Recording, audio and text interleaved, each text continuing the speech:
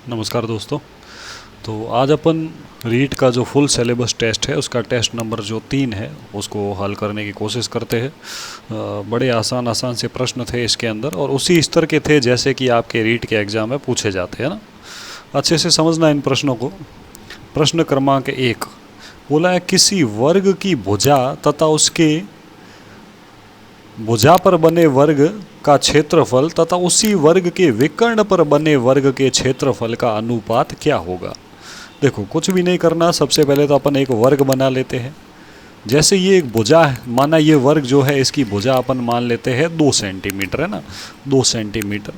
अच्छा, भुजा 2 सेंटीमीटर है तो आपको पता होगा वर्ग की चारों भुजाएं समान होती है ना। तो ये हो गया एक वर्ग। अब बोला इसका एक विकर्ण खींचो। अच्छा, आपको पता होगा किसी भी वर्ग का विकर्ण कितना होता है, भुजा गुणा √2। भुजा 2 है तो इसका विकर्ण हो जाएगा 2 गुणा √2। और इसके विकर्ण पर एक और वर्ग बन रहा है, विकर्ण पर बने वर्ग के क्षेत्रफल का अनुपात क्या होगा। यानी ये एक है वर्ग नंबर 1 और ये वर्ग नंबर 2, दोनों का क्षेत्रफल चाहिए। तो वर्ग नंबर 1 उसका अपन क्षेत्रफल निकालेंगे और वर्ग नंबर 2 का भी अपन क्षेत्रफल निकालेंगे और दोनों के क्षेत्रफलों का अनुपात पूछा है। तो ये जो मूल वर्ग है इसकी भुजा 2 सेंटीमीटर है तो क्षेत्रफल हो जाएगा भुजा का स्क्वायर यानी 2 का स्क्वायर। लेकिन ये विकर्ण को भुजा मानकर जो आपने वर्ग बनाया है ना, इसका क्षेत्रफल क्या होगा, इस विकर्ण का स्क्वायर यानी 2 √2 का स्क्वायर। अच्छा, यहाँ से 2 का स्क्वायर कितना, 4, और यहाँ 2 √2 का स्क्वायर कैसे निकालोगे, 2 का स्क्वायर 4 इंटू √2 का स्क्वायर 2 यानी 4 दूनी 8 यानी 4:8। दोनों 4 से कट रहे हैं, 4 से कटा 1 बार, 4 से कटा 2 बार, यानी दोनों के क्षेत्रफल का अनुपात होगा 1:2। बहुत ही इंपॉर्टेंट प्रश्न है, हो सकता है इस बार के रीट के एग्ज़ाम में आपको यही प्रश्न फिर से देखने को मिल जाए, है ना।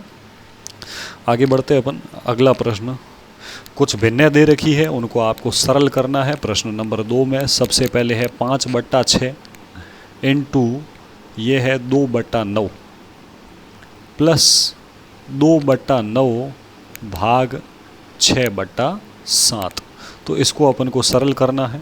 सबसे पहले किसको सरल करेंगे, सबसे पहले भाग को सरल करेंगे। कैसे करेंगे, 5/6 इंटू 2/9 प्लस 2/9 और भाग की जगह गुणा कर देंगे 6/7 का हो जाएगा 7/6। तो ये 2 से 6 कट जाएगा कितनी बार, 3 बार। और यहाँ पे आप काटोगे तो 2 से 6 कट जाएगा, ये भी 3 बार। तो ये बन जाएगा 5/9 × 27 प्लस ये बन जाएगा 7/9 × 27। दोनों का हर 27 है तो लसब हो जाएगा 27, ऊपर हो जाएगा 5 + 7 यानी 12, 12/27। ऊपर नीचे कट रहा है, किससे कट रहा है, 3 से। 3 का भाग 4 बार, 3 का भाग 9 बार यानी 4/9, है ना। 4/9 हमारा उत्तर आया। अगर दशमलव में निकालना चाहते हो तो 4 में 9 का भाग दे के देखना, 0.44 इसका उत्तर आएगा, 0.44, है ना। सही उत्तर होगा ऑप्शन नंबर बी। अच्छा, आगे बढ़ते हैं अपन। अगला जो प्रश्न है उसको अपन हल करने की कोशिश करते हैं। अगला प्रश्न फिर से इसमें मुझे कुछ गड़बड़ लग रही है, शायद एग्ज़ाम में ये प्रश्न ऐसा नहीं था। देखो, यहाँ पे मुझे इस प्रश्न के अंदर कुछ ना कुछ मिस टाइपिंग नज़र आ रही है। तो एक बार मैं थोड़ा सा करेक्शन करने की कोशिश करता हूँ कि ये प्रश्न कैसा होना चाहिए। चलो, हाँ भाई, ये प्रश्न होना चाहिए आपके पास 0.625, है ना, 0.0625। एक बार मैं इसको सही कर लेता हूँ। ये कई बार क्या रहता है, टेस्ट में प्रश्न आपको कुछ अलग नज़र आता है और यहाँ कुछ अलग हो जाता है। इस वजह से मुझे उसका फिर से करेक्शन करने की ज़रूरत पड़ती है। और एग्ज़ाम में जहाँ तक मेरा मानना है ये प्रश्न ऐसा था आपके टेस्ट में, √0.0625 और इसमें भाग देना था, किसका भाग देना था, 5 का, है ना, या फिर इसके बट्टा में 5 लगा हुआ था। तो अब सबसे पहले आप देखो भाई, 0625 का वर्गमूल निकालो। 625 का वर्गमूल कितना? 25। चूंकि यहाँ पे दशमलव 4 अंकों के बाद है तो अब दशमलव लगेगा 2 अंकों के बाद। वर्गमूल करने पर दशमलव आधे अंकों के बाद लगता है। अब इसमें किसका भाग देना है? वापस आपको 5 का भाग देना है, यानी 0.25 और बट्टा में हो जाएगा 5। अब यहाँ से दशमलव हटा दो तो बट्टा में 2 जीरो लग जाएगा। 5 का भाग 5 बार, नीचे 5 का भाग 100 बार। 5 बट्टा 100, बट्टा 100 है, यानी फिर से 2 अंकों के बाद दशमलव लगा दो तो 0.05 ये इस प्रश्न का अंतिम उत्तर आएगा, है ना। आगे बढ़ते हैं, प्रश्न नंबर 4 की अपन बात करते। चलो, प्रश्न नंबर जो 4 है इसको भी अपन सरल करने की कोशिश करते हैं, और ये भी मुझे गलत नज़र आ रहा है, और ये एग्ज़ाम में प्रश्न ऐसा था 0.827 इंटू 0.827 माइनस 0.173 इंटू 0.173 और बट्टा में था 0.65 और 4। इसको सॉल्व करना है तो ये देखो, दो समान संख्याओं का जब गुणा होता है तो उसका स्क्वायर हो जाता है। तो अपन ऊपर वाले पद को थोड़ा सरल करके लिखना चाहें तो ऐसा लिख सकते हैं 0.827 का स्क्वायर माइनस, अगली बार फिर से दो समान संख्याएं गुणा में है तो उसका स्क्वायर हो जाएगा 0.173 का स्क्वायर, और बट्टा में है 0.654। ऊपर सूत्र बन जाएगा ए स्क्वायर माइनस बी स्क्वायर, है ना। तो ये सूत्र यदि आपको नहीं पता है तो मैं बता देता हूँ। ए स्क्वायर माइनस बी स्क्वायर का मतलब होता है ए प्लस बी इंटू ए माइनस बी, यानी एक बार दोनों को जोड़ दो और दूसरी बार दोनों को घटा दो। तो पहले कोष्टक में तो दोनों को जोड़ देते हैं, 0.827 प्लस 0.173 इंटू दूसरे कोष्टक में दोनों को घटा देते हैं 0.827 माइनस 0.173 और बट्टा में है 0.654। अच्छा, अब जब आप दोनों को जोड़ोगे तो दोनों का जोड़ मिलेगा 1 इंटू दोनों का अंतर मिलेगा 0.654 और बट्टा में है 0.654। तो ये 0.654 वाला पद कट जाएगा, पीछे बचेगा 1। इस प्रश्न का सही उत्तर है ऑप्शन नंबर बी। आगे बढ़ते हैं, मैं प्रश्न नंबर 3 की बात करता हूँ। प्रश्न नंबर 5 बड़ा ही आसान प्रश्न है, ये तो आप सबसे हो जाना चाहिए। सबसे पहले क्या सरल होगा? कोष्ठक, और कोष्ठक में भी कौन सा? ये छोटा कोष्ठक। 30 में से 20 घटा दो सबसे पहले, और उसका एक सरलीकृत मान जो है वो आपको रखना पड़ेगा आगे के उत्तर प्राप्त करने के लिए। तो 30 में से 20 गया, 30 माइनस 20 की जगह अपन 10 रख देते, तो ये हो जाएगा 50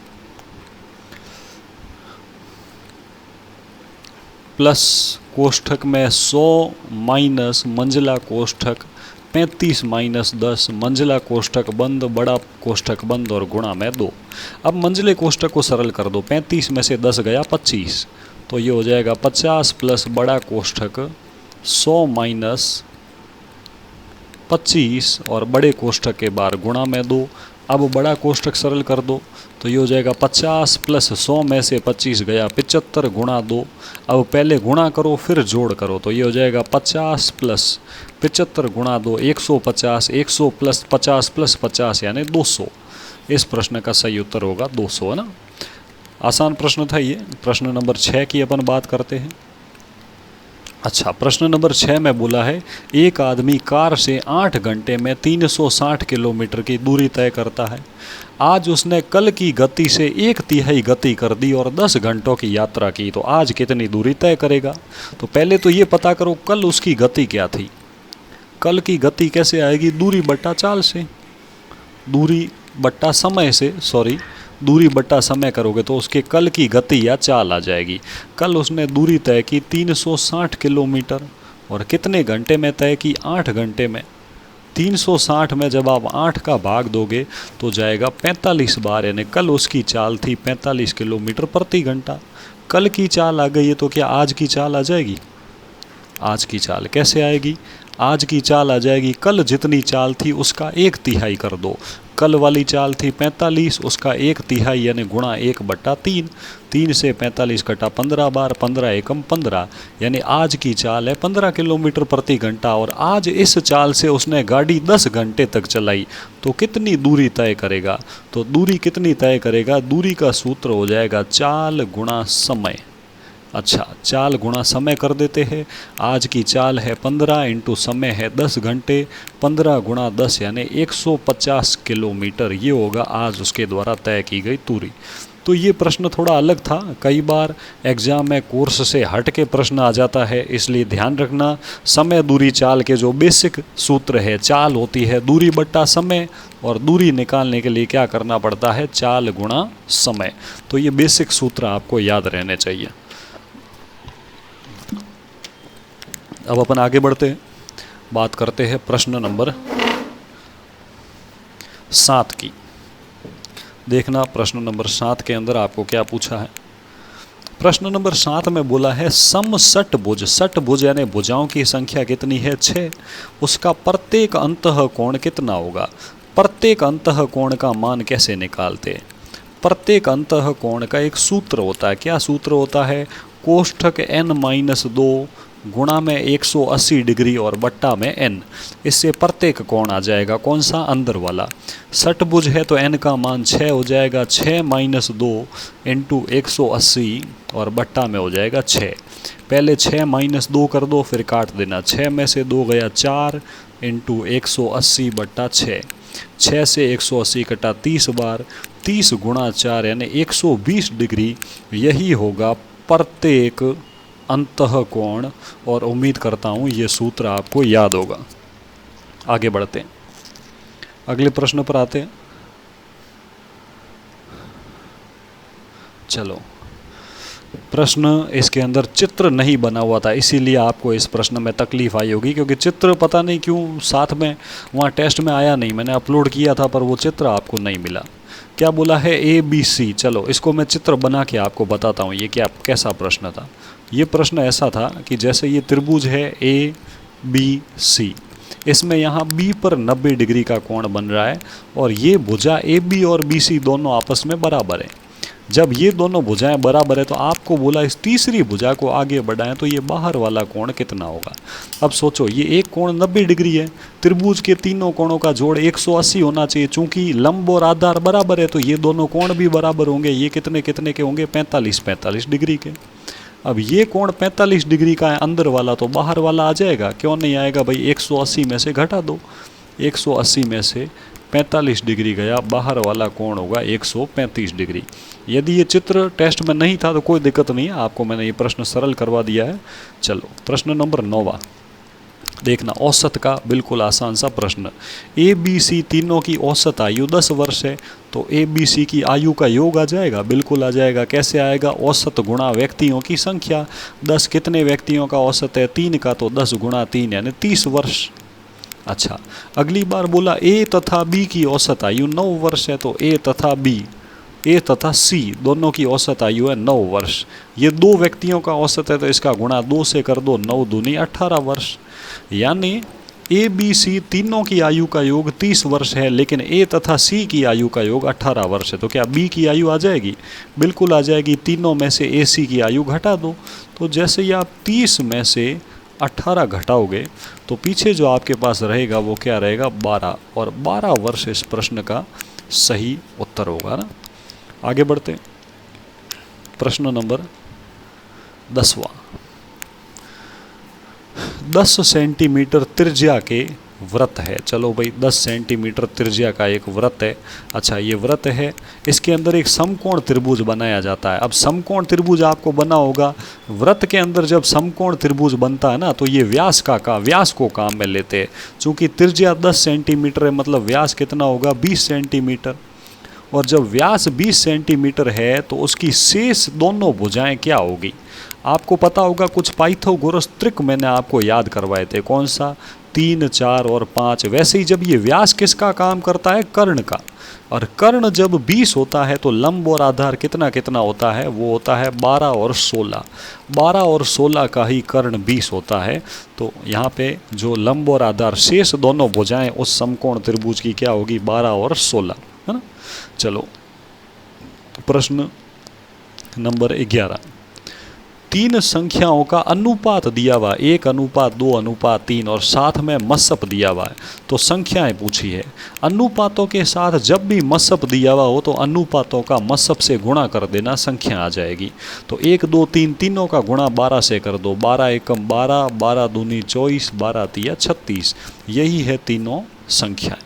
अच्छा, प्रश्न नंबर 12वां जो ऑप्शन से करना था कि दो भिन्न हैं जिनके हर होने चाहिए 5 और 7, ये आपको ऑप्शन से करना था। ऑप्शन नंबर बी इसका उत्तर आएगा। कैसे आएगा, आप देखो, दो भिन्नों का जब जोड़ करोगे तो जोड़ 41/35 आना चाहिए। तो जोड़ करके देख लेते अपन, बी ऑप्शन को ट्राई करते। 3/5 + 4/7, लसब कितना हो जाएगा, 35। अच्छा, 35 में 5 का भाग 7 बार, 7 तिया 21, प्लस 35 में 7 का भाग 5 बार, 5 चौक 20, 20 + 21 यानी 41/35। देखो योग आ रहा। अच्छा, लेकिन यदि अंशों को बदल दें तो योग 43/35 हो जाएगा। चलो अंशों को बदल के देखते हैं, यानी 3 की जगह 4, 4 की जगह 3 कर देते तो ये पहला हो जाएगा 4/5 + 3/7। हर वही रहेंगे, अंशों को आपस में बदल के योग करते हैं। तो अब फिर से लसअप हो जाएगा 35। 35 में 5 का भाग 7 बार, 7 चौक 28, प्लस 35 में 7 का भाग 5 बार, 5 तिया 15, 28 + 15 यानी योग 43/35 हो रहा है अंश बदलने पर। यानी जो सही भिन्न है वो ऑप्शन नंबर बी वाली है ना। आगे बढ़ते हैं। चलो प्रश्न नंबर 13वें की अपन बात करते हैं।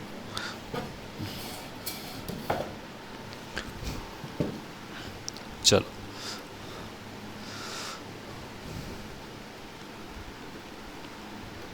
प्रश्न नंबर 13वें में क्या बोला है, एक विद्यालय में छात्रों की संख्या 100 है। अच्छा, प्रारंभ में कितने छात्र है, 100 है, और छात्रों में 10% की वार्षिक यानी प्रत्येक वर्ष में 10% वृद्धि हो रही है। तो 2 वर्ष बाद कितने छात्र हो जाएंगे। अच्छा, 10% वृद्धि कैसे करते हैं, 110/100 करके। ऐसा 2 बार करना है तो 110/100 कर दिया 2 बार। 5% वृद्धि होती तो 105/100 कर लेते, 5% कमी होती तो 95/100 बोल देते। जितने की वृद्धि करनी हो उसको 100 में जोड़ के बट्टा में 100 कर दो, जितने की कमी करनी हो उसको 100 में से घटा कर बट्टा में 100 कर दो। अब काट के सरल कर लो, 100 से 100 कटा, 2 0 से 100 कटा, 11 × 11, 121 इसका सही उत्तर हो जाएगा, बिल्कुल सही। अब अपन आगे बढ़ते हैं। प्रश्न नंबर 14 में बोला निम्न में से कौन सी उचित भिन्न है। तो ये जो पहली भिन्न थी एग्जाम में वो आपकी थी 1 सही 1/2, दूसरी है 3/5, 5/4, 9/3। उचित भिन्न किसको बोलते हैं, जिसका अंश छोटा हो और हर बड़ा हो। उचित भिन्न है ऑप्शन नंबर बी। अच्छा, प्रश्न नंबर 15वें की बात करते हैं। 1 ग्राम 1 किलोग्राम का कितने प्रतिशत है। अच्छा, 1 ग्राम 1 किलोग्राम का कितने प्रतिशत है। पहले तो आप मुझे बताओ 1 किलोग्राम में कितने ग्राम होते हैं, 1000 ग्राम। ऐसा अपन इसलिए कर रहे हैं क्योंकि जब भी प्रतिशत निकालते हैं तो दोनों इकाइयाँ समान होनी चाहिए। ये ग्राम है तो इसको भी ग्राम में बदल दो। कहने का मतलब 1 ग्राम 1000 ग्राम का कितने प्रतिशत है। तो 1 ग्राम और बट्टा में कर दो 1000 ग्राम और गुणा में कर दो 100, इससे अपना उत्तर आ जाएगा।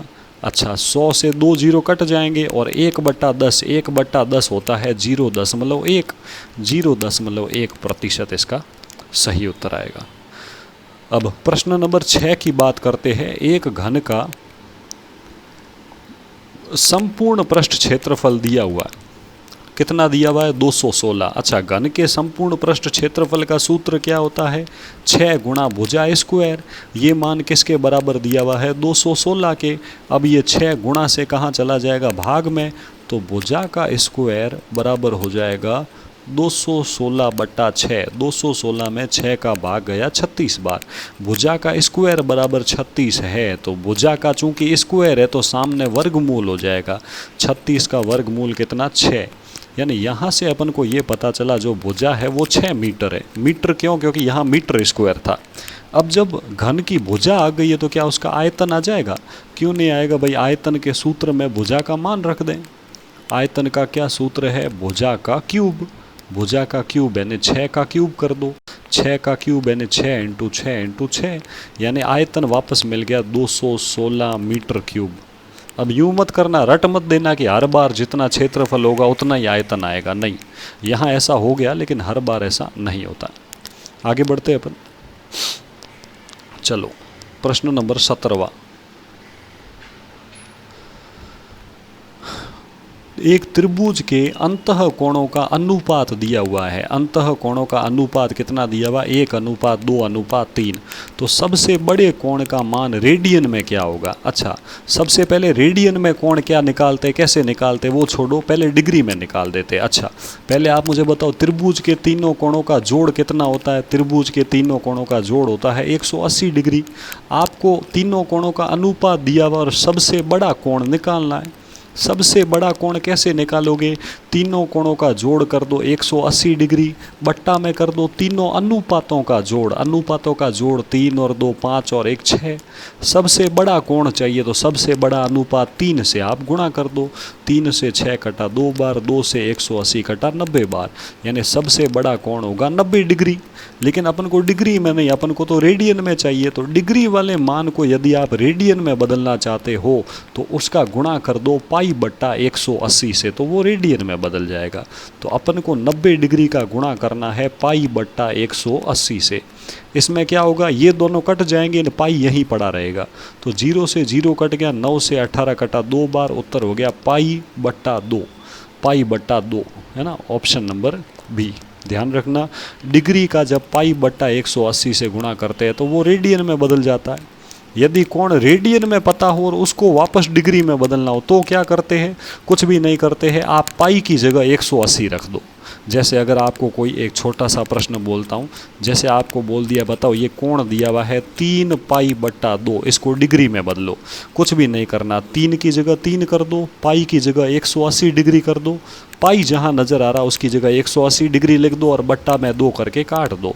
2 से कटा ये 90 बार, 90 तिया 270 डिग्री हो जाएगा। ध्यान रखना, दोनों बातें आपको पता होनी चाहिए। आगे बढ़ते हैं। प्रश्न नंबर 18वां। प्रश्न नंबर 18वें में क्या बोला है? अच्छा, 6 किलोमीटर प्रति घंटा की चाल से तो कौन दौड़ रहा है? चोर। और 8 किलोमीटर प्रति घंटा की चाल से उसके पीछे एक पुलिस वाला दौड़ रहा है और दोनों के बीच की दूरी है 100 मीटर। तो चोर को पकड़ने में कितना समय लगेगा? कुछ भी नहीं करना, पहले 100 मीटर को किलोमीटर में बदल दो। तो 100 मीटर को किलोमीटर में कैसे बदलोगे? 1000 का भाग देकर। 2 0 से 2 0 कट गए, 1/10 यानी 0.1 किलोमीटर। अब पकड़ने में लगा समय, जब भी एक व्यक्ति दूसरे व्यक्ति के पीछे भागता है तो पकड़ने में लगा समय निकालने का तरीका होता है दूरी बट्टा चालों का अंतर, यानी 0.1 किलोमीटर की दोनों के बीच में दूरी है और 6 और 8 में अंतर कितने का? 2 किलोमीटर प्रति घंटा का। अच्छा, दशमलव हटा दिया तो बट्टा में 10 हो गया, यानी 1/20 घंटे। अच्छा, लेकिन अपन को तो उत्तर मिनट में चाहिए, तो इस 1/20 का गुणा कैसे कर लेते? 60 से। 20 से 60 कटा 3 बार, 3 एकम 3। 3 मिनट इस प्रश्न का सही उत्तर होगा, ऑप्शन नंबर बी। अगला प्रश्न, प्रश्न नंबर 19। क्या बोला है? 5 रुपये में 6 की दर से कुछ केले खरीदे और 6 रुपये में 5 की दर से बेचे तो लाभ कितना होगा? कुछ भी नहीं करते, ऐसे प्रश्न को सरल करना है तो एक तरफ खरीदा लिखो, दूसरी तरफ बेचा लिखो और रुपए बट्टे मात्रा कर दो। 5 रुपये में 6 खरीदे तो 5 रुपये बट्टा 6 कर दो। 6 रुपये में 5 बेचे तो 6 रुपये बट्टा 5 कर दो और दोनों तरफ लसअप ले लो। 6 और 5 का लसअप कितना? 30। 30 में 6 का भाग 5 बार, 5 पंजे 25 रुपये। अच्छा, 30 में 5 का भाग 6 बार 6 छंग 36 रुपये। अब इस बट्टा वाले 30 को भूल जाओ, यानी किसी वस्तु को 25 रुपये में खरीद के 36 रुपये में बेचोगे तो लाभ होगा कि हानि? लाभ ही होगा भाई, खरीदा 25 में बेचा 36 में। कितने का लाभ? 36 में से 25 गया 11 रुपये का। लाभ का प्रतिशत चाहिए तो लाभ बट्टा क्रय मूल्य 11 रुपये बट्टा में 25 रुपये और गुणा में 100। 25 से 100 कटा 4 बार, 11 चौक 44%। सही उत्तर होगा ऑप्शन नंबर बी। आगे बढ़ते हैं अपन अगले प्रश्न की तरफ और उसको अपन अच्छे से समझने की कोशिश करते हैं। बोला है x का मान y से 25% कम है तो y का मान x से कितने प्रतिशत अधिक होगा? कुछ भी नहीं करना, ये 25% कम है तो पहले 25 कर दो। चूँकि ये 25% कम है तो 100 में से 25 गया बट्टा में 75 कर दो। 100 में से 25 गया 75 और गुणा में 100। 25 से 75 कटा 3 बार, 100 बट्टा 3 यानी 33 सही 1/3%। इसका सही उत्तर हो जाएगा ऑप्शन नंबर बी, है ना, 33 सही 1/3%। देखो बड़ा ये पेपर थोड़ा अलग था और एग्ज़ाम में ऐसे प्रश्न आएंगे, देखना आप लोग। अब अपन बात करते हैं प्रश्न नंबर 21 की। 24 को रोमन संख्या में क्या लिखा जाएगा? तो 24 को लिखना है तो ऐसे लिखना पड़ेगा, x का मतलब 10, फिर x का मतलब 10 और 10 20, और 20 के बाद ये होता है 4, है ना। ये 5 का चिन्ह है, उसके आगे आई बना दो तो हो जाता है 4। तो 10 और 10 20 और ये 4 24, XXIV। ये 24 को रोमन संख्या में लिखा जाता है। अब अपन बात करते हैं प्रश्न नंबर 22 की। प्रश्न नंबर 22 में देखना, 25 से विभाज्य संख्या। 25 से विभाज्य वह संख्या होती है जिसके अंत में या तो 00 हो या 25 हो या 50 हो या 75 हो। ऐसी कोई संख्या नज़र आ रही है? ये अंत में 50 वाली नज़र आ रही है तो ये 25 से विभाजित हो जाएगी। प्रश्न नंबर अपन बात करते हैं 23वें की। प्रश्न नंबर 23वां। प्रश्न नंबर 23वें में बोला 1 का स्थानीय मान क्या होगा? चूंकि 1 दशमलव वाले हिस्से में आ रहा है और दशमलव वाले हिस्से में दशमलव के बाद दूसरे नंबर पे आ रहा है, दूसरे नंबर पे आ रहा तो 1 के बट्टा में, देखो पहले नंबर पे आता तो उसके बट्टा में 10, दूसरे नंबर पे आता तो उसके बट्टा में 100। तीसरे नंबर वाला 5 का स्थानीय मान चाहिए होता तो बट्टा में 5/1000 कर लेते। 9 का स्थानीय मान चाहिए होता तो 9/10,000। चूँकि ये 1 दशमलव के बाद दूसरे नंबर पे आ रहा है इसलिए बट्टा में इसके 100 लग गया, यानी 1/100। ये हो जाएगा 1 का स्थानीय मान। अच्छा, प्रश्न नंबर अपन बात करते हैं 24वें की। क्या बोला है? प्रश्न नंबर 24वें में बहुत सारी संख्याएं लिख रखी है और बोला निम्न श्रृंखलाओं में से कितनी बार एक सम संख्या के तुरंत बाद 2 विषम संख्याएं आई हो? एक सम संख्या के तुरंत बाद 2 विषम संख्याएं। तो देखो यहाँ पे 8 के बाद 7 7 2 विषम संख्याएं आ गई। आप सम संख्या को ढूंढो और चेक करो क्या उसके पीछे 2 विषम संख्याएं हैं। इस 2 के बाद 2 विषम संख्याएं नहीं है, 8 के बाद 2 विषम संख्याएं नहीं है, 2 के बाद भी नहीं है, 6 के बाद 2 विषम संख्या नहीं। देखो इस 2 के बाद 2 विषम संख्या आ गई, 1 और 5 आई ना। ये भी सम संख्या है, पीछे 2 विषम संख्याएं आ गई। अच्छा, और ऐसी कोई सम संख्या जिसके पीछे 2 विषम संख्याएं आ जाए? 6 के बाद नहीं, 8 के बाद नहीं, 4 के बाद नहीं, इस 4 के बाद देखो 2 विषम संख्याएं। तो सम संख्या के बाद लगातार 2 विषम संख्याएं, ऐसा कितनी बार हुआ है? 3 बार। अच्छा, प्रश्न नंबर 25। क्या बोला है? 1 वर्ग किलोमीटर में कितने हेक्टेयर होते हैं? तो 100 हेक्टेयर होते हैं ना। 1 वर्ग किलोमीटर में 100 हेक्टेयर होते हैं, जैसा कि आप लोग जानते होंगे। चलो आगे बढ़ते हैं अपन। यही इस प्रश्न के अंदर पूछा था कि 1 वर्ग किलोमीटर में कितने हेक्टेयर होते हैं। तो हमारा इस प्रश्न का जो सही उत्तर है वो हो जाएगा 100 हेक्टेयर। चलो अगले प्रश्न पर आते हैं अपन।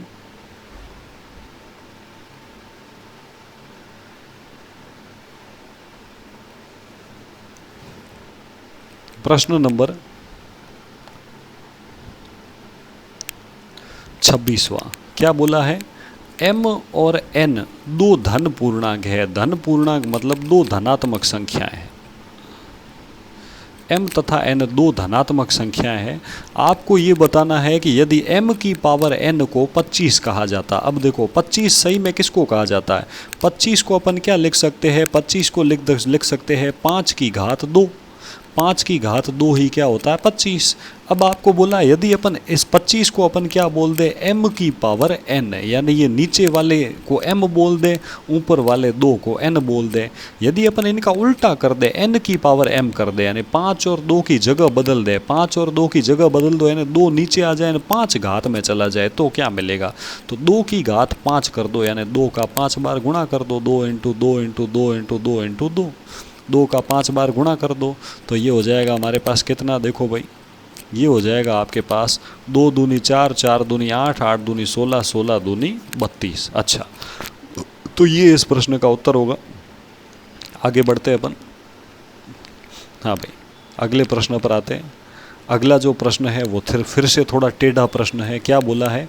यदि x + 5 बराबर 0 हो, x + 5 बराबर 0 हो, तो यहाँ से ये प्लस का 5 उधर जाके माइनस का हो जाएगा, यानी x का मान हो जाएगा -5। बहुत इंपॉर्टेंट प्रश्न है। अब आपको ये ज्ञात करना है, तो इस पद का मान ज्ञात करो। किसका मान ज्ञात करना है? 5x² + 50x + 125, इसका मान क्या होगा ना? प्लस 125, इसका मान क्या होगा? कुछ भी नहीं करना, x का मान -5 सब जगह रख दें, तो 5 इंटू एक्स का स्क्वायर मतलब -5 का स्क्वायर प्लस 50 इंटू एक्स मतलब -5 और प्लस 125। अब देखो -5 का स्क्वायर कितना होता है? स्क्वायर करने पर माइनस हट जाता है, तो 5 इंटू 5 का स्क्वायर 25। अच्छा, यहाँ 50 का गुणा -5 से होगा ना, तो यहाँ उत्तर माइनस में आएगा, क्योंकि एक प्लस का दूसरा माइनस का। 50 इंटू 5 कितना भाई? 250 और प्लस 125। अब यहाँ 25 गुणा 5, 25 पंजे कितना हो जाएगा? 125 माइनस 250 प्लस 125। अब क्या करें? ये प्लस प्लस वाली संख्याओं को जोड़ दो। प्लस का 125 और प्लस का 125 हो गया, प्लस का 250 और माइनस का भी 250 है, तो प्लस 250 से माइनस 250 कट गया। इस प्रश्न का सही उत्तर आ जाएगा 0। थोड़ा सा ये प्रश्न टेढ़ा था। आगे बढ़ते हैं, प्रश्न नंबर 28 की अपन बात करते हैं, जो इससे भी टेढ़ा प्रश्न है।